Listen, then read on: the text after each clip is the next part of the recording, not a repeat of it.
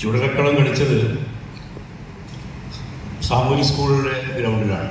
അപ്പോൾ അതിന് മുമ്പ് അവിടെ കളിച്ചിരുന്ന ഒരു നാടകം കാവാല നാരായണ പണിക്കരുടെ അവനവൻ കടമ്പയാണ് അരവിന്ദൻ സംവിധാനം ചെയ്തത്.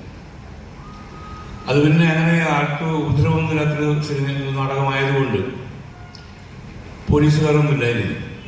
പക്ഷെ മധുഭാഷ നാടകം അവിടെ തന്നെ കളിക്കുമ്പോൾ കാണികളെക്കാൾ കൂടുതൽ സ്പെഷ്യൽ ബ്രാഞ്ചുകാരായിരുന്നു. അന്ന് മുതൽ എനിക്ക് മനസ്സിലായത് ഈ നാടകത്തിലും സിനിമയിലൊക്കെ തന്നെ രണ്ട് തരം കലാകാരന്മാരാണുള്ളത്. എഴുത്തുകാരുണ്ട്, പോലീസ് പിടിക്കുന്ന കലാകാരനും പോലീസ് പിടിക്കാത്ത കലാകാരനും. ഭരണകൂടത്തിന് അനീതികൾക്കെതിരെ ശബ്ദമുയർത്തവരെപ്പോഴും പോലീസിന് നോട്ടപ്പുള്ളികളായിരിക്കും. അല്ലാത്തവർക്ക് പട്ടും മുളയും കിട്ടും. അതുകൊണ്ടാണ് എം മുകുന്ദനൊക്കെ പറഞ്ഞത് നമ്മൾ ഭരണകൂടത്തോടൊപ്പം നിൽക്കണം എഴുത്തുകാർ. ഇപ്പോഴത്തെ കാലത്ത് പറയുകയാണ് എന്തെങ്കിലുമൊക്കെ കിട്ടുമായിരിക്കും, അക്കാദമി പ്രസിഡന്റ് പറഞ്ഞാൽ എന്തെങ്കിലുമൊക്കെ കിട്ടും. അതല്ലാതെ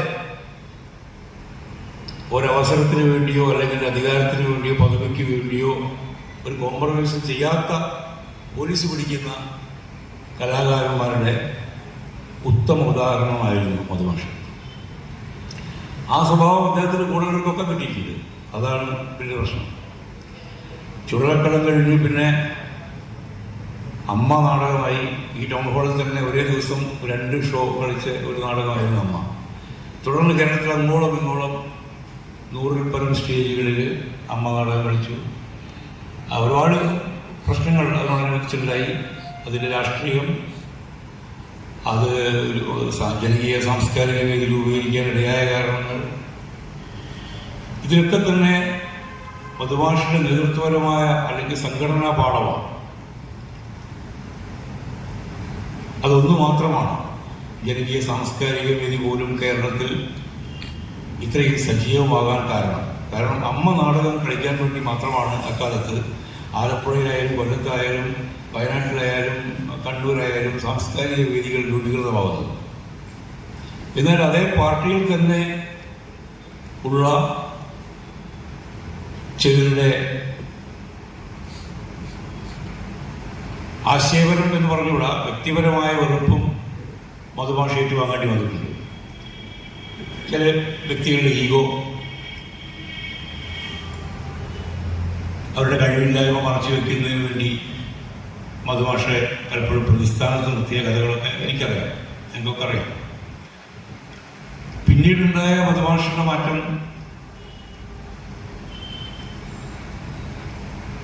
തൻ്റെ വിപ്ലവ സ്വപ്നം തകർന്ന ആരെപ്പോലെയും അല്ലെങ്കിൽ അതിനെ താലോലിച്ച ഏത് മനുഷ്യനെ പോലെയും അദ്ദേഹത്തെ ശിഥിലമാക്കി. അദ്ദേഹം അടക്കി നിർത്തിയിരുന്ന ഉന്മാദം അണപൊട്ടി ഒഴുകി.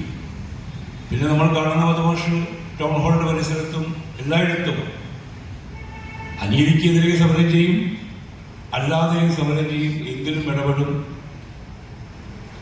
അരാജകത്വത്തിന്റെ അങ്ങേത്തല വരെ പോയൊരു ഭാഷ. അതിനിടയ്ക്ക് അമ്മ അറിയാനുണ്ടാവുന്നു, ജോണപ്രഭമായിട്ടുള്ള ബന്ധം വരുന്നു. ഇങ്ങനെയൊക്കെ ആണെങ്കിലും നിരന്തരമായി നാടക പ്രവർത്തനങ്ങൾ.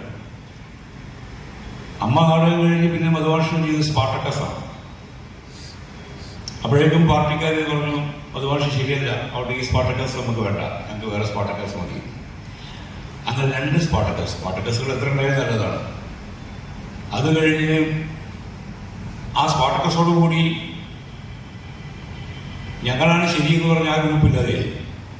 കാരണം അവരുടെ തിയറി നാടകത്തിനൊരു സംവിധായകൻ ആവശ്യമില്ല, ജനാധിപത്യപരമായിട്ട് നാടകം സംവിധാനം ചെയ്താൽ മതി, എല്ലാവരും കയറി ഇടപെട്ട് സംവിധാനം ചെയ്താൽ മതി. പക്ഷേ പല കലാരൂപങ്ങൾക്കും അതിനൊരു കപ്പൽ പോകുന്ന മാതിരി കപ്പിത്താൻ ഉണ്ടായേ പറ്റൂ. അതുകൊണ്ട് തന്നെ ജനാധിപത്യ രീതി എന്നൊക്കെ പറഞ്ഞ് പരസ്പരം ഈഗോ ക്രാഷായി ആ സംഘടന ആ നാടക ഗ്രൂപ്പ് തന്നെ ഉണ്ടായി. പകരം മധുഭാഷ നേതൃത്വത്തിൽ വീണ്ടും ഞങ്ങൾ കലികുണ കളിക്കുന്നു, സുഗന്ധ കളിക്കുന്നു, കറുത്ത വാർത്ത, നിരന്തരമായ മധുഭാഷ നാടകവുമായി നിരന്തരമായി ഒഴിവാക്കാൻ പറ്റാത്ത രീതിയിലുള്ള ഒരു ബന്ധം കലാപ്രവർത്തനങ്ങളുമായി ബന്ധം. സിനിമ എടുക്കാൻ പോയി മധുഭാഷ. അദ്ദേഹത്തിൻ്റെ അരാജക ജീവിതത്തിലേക്ക് പോയാൽ നമുക്ക് ഒരുപാട് കഥകൾ പറയാൻ പറ്റും. ഇപ്പം മോഹൻ മാഷ് പറഞ്ഞ പോലത്തെ ഒരുപാട് കഥകളുണ്ട്. പക്ഷേ അതിലേക്കൊന്നും ഞാൻ കടക്കുന്നില്ല. ഒരു വ്യക്തിയെ രൂപപ്പെടുത്തുന്ന ഒരു സമൂഹവും സമൂഹത്തിൻ്റെ ചുറ്റുപാടും അതിൻ്റെ രാഷ്ട്രീയ പരിസരവും ഒരു മനുഷ്യനെ എങ്ങനെ ഉന്മാദത്തിലേക്ക് തള്ളിവിടാം എന്നതിൻ്റെ ഒരു ഉദാഹരണമായിട്ടാണ് മധുമാഷ് എനിക്ക് തോന്നിയിട്ടുള്ളത്. മധുമാഷിൽ നിന്നും സ്വീകരിക്കാവുന്ന കുറേ ഘടകങ്ങളുണ്ട്. അദ്ദേഹത്തിൻ്റെ സംഘടനാ പാഠവും അദ്ദേഹത്തിൻ്റെ അതിനുള്ള ആത്മാർത്ഥത, അദ്ദേഹത്തിനോട് നാടകത്തോടുള്ള പ്രതിബദ്ധത എല്ലാം. എന്നാൽ നമുക്ക് സ്വീകരിക്കാൻ പറ്റാത്തതായിട്ടുള്ള കുറേ കാര്യങ്ങളുണ്ട്. പലപ്പോഴും എന്നോട് പലരും ചോദിക്കാറുണ്ട്, നിങ്ങൾ ജോൺ അബ്രഹാമിൻ്റെ അമ്മ അറിയാനുള്ള നായകനൊക്കെ ആയിട്ട് അഭിനയിച്ചു, നിങ്ങളെന്താ അതുപോലെ തന്നെ സിനിമ എടുക്കാത്തത്, നിങ്ങൾക്കെന്താ അതുപോലെ ജീവിക്കാൻ പറ്റാത്തത്? ആ ചോദ്യം തന്നെ തെറ്റാണ്. കാരണം ഞാൻ എന്നെ രൂപപ്പെടുത്തിയ സാമൂഹിക ചുറ്റുപാടും ഗാർഹിക ചുറ്റുപാടും എൻ്റെ തലച്ചോറും ഒക്കെ വേറെയാണ്. ജോണിനെ രൂപപ്പെടുത്തിയതല്ല എന്നെ രൂപപ്പെടുത്തിയിട്ടുള്ളത്. ഓരോരുത്തരും വ്യത്യസ്തരാണ്. നമുക്ക് കൊള്ളാവുന്ന എലമെൻറ്റ്സ് നമ്മൾ മറ്റുള്ള വ്യക്തികളിൽ എടുക്കുക, കൊള്ളാത്ത തള്ളിക്കളയുക എന്നുള്ളതാണ് എൻ്റെ ഒരു ആറ്റിറ്റ്യൂഡ്. ആ ഒരു ആറ്റിറ്റ്യൂഡിൻ്റെ പുറത്താണ് മധുമാഷിനുള്ളതായിട്ടുള്ള സഹവാസത്തിൽ തന്നെ അദ്ദേഹത്തിന് കൊള്ളാവുന്ന വശങ്ങൾ, അത് മരണം വരെ ഞങ്ങൾ തമ്മിലുള്ള ബന്ധത്തിൽ ഊഷ്മളമായി നിലനിർത്തിയിരുന്നു. അദ്ദേഹം രോഗാതുരനാകുന്നതിന് മുമ്പ് ഞങ്ങളൊരു ആദരം സംഘടിപ്പിച്ചിരുന്നു ഇവിടെ കോഴിക്കോട് ടൗൺ ഹാളിൽ. എനിക്ക് ചെയ്യാൻ പറ്റുന്ന ഒരു ഗുരുപൂജ എന്നെനിക്ക് തോന്നിയിരുന്നു. മാഷിനോട് ചോദിച്ചു സ്റ്റേജിൽ നിന്ന്, മാഷിക്ക് അപ്പോഴേക്കും ഓർമ്മകളൊക്കെ പോയി വന്നിരിക്കുന്ന ഒരു സമയമാണ്. എന്താ അവിടെ എന്നെ കൊണ്ടുവന്നു, ഞാൻ മരിച്ചോ എന്നാലോചിച്ചു എന്നോട്. അപ്പം ഞാൻ ഇല്ല, പഠിച്ചാൽ മരിക്കും, അതിന് മുമ്പ് നിങ്ങളൊന്ന് ആദരിക്കുക എന്ന് പറഞ്ഞു. കാരണം മരണത്തെയൊക്കെ അങ്ങനെ നിസ്സാരമായി കാണുന്നത് ശീലിച്ച മനസ്സാണ് മധുമാഷിക്കും ജോൺ അബ്രഹാമിനും സുജാസും എല്ലാവരും. ഇന്നല്ലെങ്കിൽ നാളെ മരിച്ചു. ഇപ്പം ഇങ്ങനെ അനുസ്മരണം ഉണ്ട് പറഞ്ഞാൽ തന്നെ മാഷ് ഇവിടെ ഉണ്ടെങ്കിൽ ഇവിടെ വന്നിട്ട് കച്ചറം ഉണ്ടാക്കിയിട്ടുണ്ടാവും. ആരാടാ പറഞ്ഞാൽ ഞാൻ മരിച്ചതെന്ന് വെച്ചിട്ട് ഇവിടെ വരും.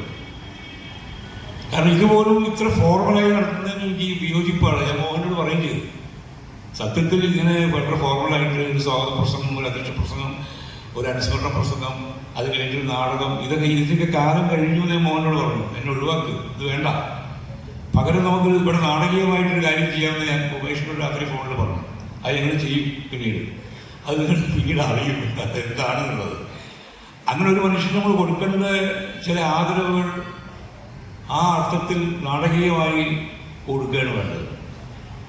പക്ഷെ ഇന്നിപ്പോൾ ഈ സംഘടിപ്പിച്ച ഈ ചടങ്ങിൽ ഇത്രയും ആൾ വരുന്നെന്ന് ഞാൻ വിചാരിച്ചിട്ടില്ല. ഈ വന്ന ആൾക്കാർക്ക് തന്നെ ഇതിൽ നാടകക്കാർ കുറവാന്നുള്ളതാണ് എന്നെ ഏറ്റവും അധികം സന്തോഷിപ്പിക്കുന്നൊരു കാര്യം. എന്താ വെച്ചാൽ കോഴിക്കോട് നാടകക്കാർക്ക് ഏതൊരു സ്വഭാവമുണ്ട്.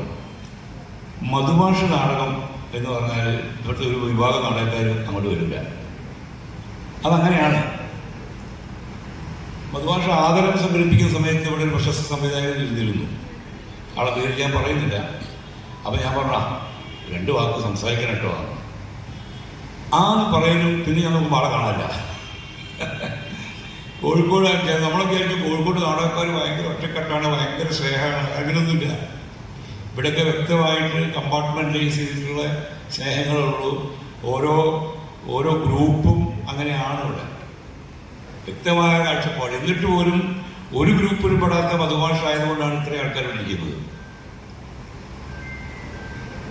മധുമാഷെ പറ്റി പറയാൻ തുടങ്ങിയാൽ ഒരുപാട് പറയാനുണ്ട്. അദ്ദേഹത്തിന് നാടകങ്ങളെ പറ്റിയാണെങ്കിൽ നാടകങ്ങളിൽ തികച്ചും പ്രചരണാത്മകമായ നാടകങ്ങളാണ് അദ്ദേഹം ആദ്യമൊക്കെ ചെയ്തത്. അടിയന്തരാവസ്ഥയ്ക്ക് ശേഷം വന്ന പടയണി, ഇന്ത്യ 75, പിന്നെ അതുപോലെ അമ്മ തുടങ്ങിയ നാടകങ്ങളൊക്കെ തന്നെ, സ്പാർട്ടക്കസ്. എന്നാൽ ഇതിലൊക്കെ തന്നെ അദ്ദേഹത്തിനുള്ളിലൊരു നാടകത്തിൻ്റെ ഒരു കാവ്യാംശം വിടാതെ അദ്ദേഹം അത് പുറത്തി പോന്നിരുന്നത്. അപ്പോൾ കലികുല നാടകത്തിലൊക്കെ ഞാൻ എൽസിൽ കൂടെ അഭിനയിച്ചതാണത്. അതിലത്തെ ഓരോ ഡയലോഗുകളും എനിക്കിപ്പോഴും ഭയങ്കര മനസ്സിലുള്ള ഡയലോഗുകളാണ്. നീയും മറ്റുള്ളവരും എനിക്ക് ചുറ്റും നിൽക്കുമ്പോൾ ഞാൻ അനുഭവിക്കുന്ന നിശൂന്യമായ ഏകാന്തത, അതൊക്കെ പറഞ്ഞിട്ട് അങ്ങനെയൊക്കെയുള്ള കുറേ ഡയലോഗ് ഭയങ്കര കാവ്യാത്മകമായിരുന്നു. അത് കരികുളയാണെങ്കിലും ശരി, സുനന്ദയാണെങ്കിലും ശരി, കറുത്ത വാർത്തയാണെങ്കിലും ശരി. പക്ഷേ മലയാള നാടകവേദി മധുമാഷെ ആ രീതി മനസ്സിലാക്കിയിട്ടില്ല, ബോധപൂർവം മനസ്സിലാക്കാതിരിക്കുകയുമാണ്. പ്രത്യേകിച്ചും സാഹിത്യകാരന്മാർക്കൊരു ധാരണയുള്ളത് സാഹിത്യം വലിയൊരു സംഭവമാണ്, നാടകം ഒരു രണ്ടാമത്തെ ഒരു കാര്യമാണ്. നാടകക്കാർ രണ്ടാമത്തെ തരക്കാരാണ്. പക്ഷേ ഏത് സാഹിത്യ ക്യാമ്പിലും അവസാനം ഒരു നാടകം ഉണ്ടെങ്കിൽ ആൾക്കാർ നാടകത്തിനുണ്ടാവുള്ളൂ. അടുത്ത കാലത്താണ് ഈ കുറച്ചെങ്കിലും നാടകത്തിന് ഒരു സാഹിത്യ രൂപം എന്നുള്ള രീതിയിൽ മുമ്പുണ്ടായിരുന്നു, അതിനിടയ്ക്ക് പോയി ഇവർ വീണ്ടും സാഹിത്യ രൂപം എന്നുള്ള രീതിയിൽ ഒരു പരിഗണന കിട്ടി തുടങ്ങി. നാടക പുസ്തകങ്ങൾ വരാൻ തുടങ്ങി. ഇപ്പം ശാന്തനപ്പോഴുള്ള നാടകത്തിലുള്ള നാടകങ്ങളൊക്കെ തന്നെ സതീഷ് ഇങ്ങനെയുള്ള കുറേ ആൾക്കാരുടെ നാടകങ്ങൾ വരാൻ തുടങ്ങി. അത് വീണ്ടും വായിക്കപ്പെടാൻ തോന്നി, വീണ്ടും കളിക്കാൻ തോന്നി. അങ്ങനെ നാടകത്തിൻ്റെ ഒരു പൂക്കാലം ജയപ്രകാശ് കൂടുതൽ ഞാൻ പേര് വിട്ടുപോയാൽ ക്ഷമിക്കണം, ഒരുപാട് ആൾക്കാരുണ്ടായിരുന്നു. എങ്കിലും മധുമാഷ് മലയാള നാടകവേദിക്ക് നൽകിയ സംഭാവന ഒരു 3ാം നാടകവേദിക്ക് ജന്മം നൽകിയെന്നുള്ളതാണ്.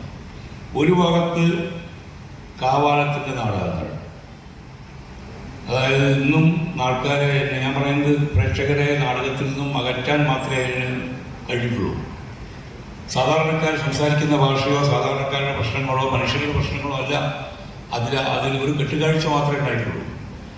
ആ കെട്ടുകാഴ്ച വിദേശങ്ങളിൽ വിൽക്കാൻ പറ്റും, അക്കാദമികളിൽ വിൽക്കാൻ പറ്റും, പോലീസ് പിടിക്കില്ല. അപ്പോൾ ആ ഒരു നാടകവേദി അങ്ങനെ. മറ്റൊന്ന് ക്ലാസിക്കലായിട്ടുള്ള നാടകവേദി. സ്കൂൾ ഓഫ് ഡ്രാമയിൽ നിന്ന് പഠിച്ചിറങ്ങിയ കുട്ടികൾ, ശങ്കരപ്പിള്ള സാറിൻ്റെയും രാമാനുജൻ സാറിൻ്റെയൊക്കെ കീഴിൽ പഠിച്ചിറങ്ങിയ കുട്ടികൾ, അവർ ചെയ്തിരുന്ന ചില ക്ലാസിക്കൽ കലാരൂപങ്ങൾ, നാടകങ്ങൾ, അതിനും അതിൻ്റേതായ ഒരു ഭംഗിയുണ്ടെന്നല്ലാതെ നമ്മൾ ആഴത്തിൽ സ്പർശിക്കുന്ന, നമ്മളുടെ പ്രശ്നങ്ങളിൽ ഇടപെടുന്ന എന്തെങ്കിലും രാഷ്ട്രീയം, ആ രാഷ്ട്രീയം എന്ന് പറഞ്ഞാൽ തെറ്റാതെ ചെയ്യുന്നുള്ളതല്ല, രാഷ്ട്രീയ ബോധം ഉളവാക്കുന്ന എന്തെങ്കിലും ഒന്ന് അവർക്കും ഉൽപ്പാദിപ്പിക്കാൻ കഴിഞ്ഞില്ല. അവരെ പോലീസ് പിടിക്കില്ല, അവർ സേഫാണ്. ഇങ്ങനെ 2 സേഫ് സോണുകൾക്ക് നടുവിൽ ഇത് ശരിയല്ല, ഇങ്ങനെയൊന്നും അല്ല കാര്യങ്ങൾ വേണ്ടത്, ഈ നടക്കുന്ന അനീതിയാണ്, ഇതിനെതിരെ ഞാൻ കലാപം ചെയ്യുന്നു എന്ന് പറയുന്നത് 3ാമത്തെ നാടകവേദിയാണ് മധുമാഷ് സൃഷ്ടിച്ചത്. ആ 3ാം നാടകവേദിയുടെ പിതാവ് എന്ന രീതിയിലാണ് ഞാൻ മലയാള നാടക ചരിത്രത്തിൽ മധുമാഷ് കാണുന്നത്. അതിലുപരി എൻ്റെ ഗുരുനാഥൻ, എൻ്റെ ആത്മസുഹൃത്ത്, എൻ്റെ സഖാവ്, ഇങ്ങനെയൊക്കെ പല പല പല മേഖലകളിലാണ് ഞാൻ മധുമാഷും തമ്മിലുള്ള ബന്ധം. അത് ഞാൻ പറഞ്ഞില്ലേ, ഇപ്പോൾ പറഞ്ഞാൽ തീരാത്തതാണ്. അത് പിന്നീട് എഴുത്തിലൂടെയോ അങ്ങനെയൊക്കെ പുറത്തു പോയി വിചാരിക്കുന്നു. എന്തായാലും ഇന്നൊരു നടനെ, ഒരു നടൻ എന്നുള്ള രീതിയിൽ ഇരിക്കുന്ന എന്തെങ്കിലും മലയാള സിനിമയിലോ നാടകത്തിലോ ഒക്കെ ചെയ്യാൻ കഴിഞ്ഞിട്ടുള്ളത് അദ്ദേഹത്തിൻ്റെ ശിഷ്യത്വം കൊണ്ടാണ്, അദ്ദേഹത്തിൻ്റെ ഗുരുവായതുകൊണ്ട് തന്നെയാണ്. കാരണം പലപ്പോഴും എന്നോട് പലരും ചോദിച്ചിട്ടുണ്ട്, നിങ്ങൾ ഡയലോഗൊക്കെ പെട്ടെന്ന് വലിയ ഡയലോഗൊക്കെ പഠിക്കുന്നുണ്ടല്ലോ എന്ന് ചോദിക്കും. അപ്പോൾ 17ാം വയസ്സിൽ അമ്മ നാടകത്തിൽ ഞാൻ 8 പേജുകളാണ് എൻ്റെ ഒരു വലിയ കോടതി പ്രസംഗം ഡയലോഗ് ഉണ്ടായിരുന്നത്, ഞാൻ ബൈഹാർട്ട് പഠിച്ചത്. അത് മധുമാഷ് നിർബന്ധിച്ച് ശാസിച്ച് എന്നെ കൊണ്ട് പഠിപ്പിച്ചതാണ്. കാരണം അത് പ്രോംപ്റ്റ് ചെയ്യാൻ പറ്റുന്ന ഒന്നല്ല, ഒരു കോടതിയിലെ പ്രസംഗമായിരുന്നു. കണ്ടിട്ടുള്ളവർക്കറിയാം, കണ്ടിട്ടുണ്ട്, അമ്മ നാടകങ്ങളുടെ ആൾക്കാർക്കുണ്ടാവും. അതിൽ നിന്ന് കിട്ടിയ കരുത്ത്, എങ്ങനെ ശബ്ദം സിനിമയിൽ ഉപയോഗിക്കണം, സിനിമയിലല്ല നാടകത്തിൽ ഉപയോഗിക്കണം, നടനെന്ന രീതിയിൽ എങ്ങനെയാണ് ശബ്ദം ഉപയോഗിക്കേണ്ടത് എന്നൊക്കെയുള്ളത്, അങ്ങനത്തെ ഒരുപാട് കാര്യങ്ങൾ, ചലനങ്ങൾ എല്ലാം ഒരു കലാകാരനുള്ള രീതിയിൽ എനിക്ക് അതിനുള്ള ഭയങ്കരമായ ഗൈഡൻസ്. അതുപോലെ പുസ്തക വായനയിൽ നമ്മളൊക്കെ ആ ഡിഗ്രി കാലത്തൊക്കെ കോട്ടയം പുഷ്പനാഥ്, ദുർഗപ്രസാദ് കത്തിരിക്കെ കഴിഞ്ഞിങ്ങനെ ഒരു MD ഉറൂബ് SK പൊറ്റക്കാട്ടിലെത്തി ഇങ്ങനെ നിൽക്കുമ്പോഴാണ് മധുമാഷിലേക്ക് വരുന്നതും. ദസ്തയേവ്സ്കി ആദ്യം ഞാൻ പരിചയപ്പെടുന്ന മധുമാഷിലൂടെയാണ്.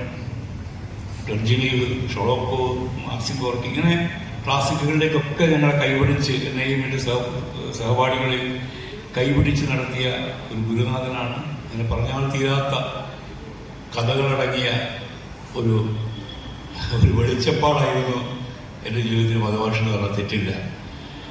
ഏതായാലും ഈ ഒരു അവസരം ഉണ്ടാക്കിയതിനും അടുത്ത അനുസ്മരണം ഇങ്ങനെയല്ലാതെ വ്യത്യസ്തമായ ഏതെങ്കിലും രീതിയിൽ നടത്തണം എന്നൊരു ഓർമ്മപ്പെടുത്തലോടുകൂടി ഞാൻ എൻ്റെ വാക്കുകൾ അവസാനിപ്പിക്കുന്നു. എല്ലാവർക്കും എൻ്റെ നമസ്കാരം.